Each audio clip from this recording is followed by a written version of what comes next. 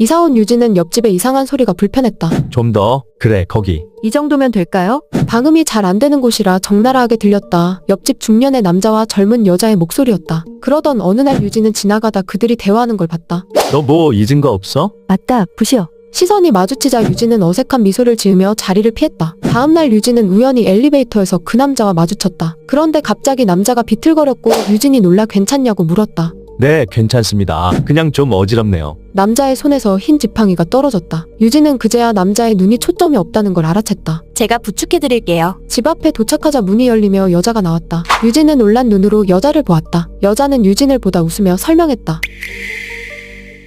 선생님은 유명한 화가셨어요. 3년 전 사고로 시력을 잃으셨죠. 제가 제자였는데 선생님의 다음 작품이 상상을 그림으로 옮기는 일이에요. 그걸 돕고 있어요. 그제야 유진은 미안한 얼굴로 둘을 바라보다가 웃었다.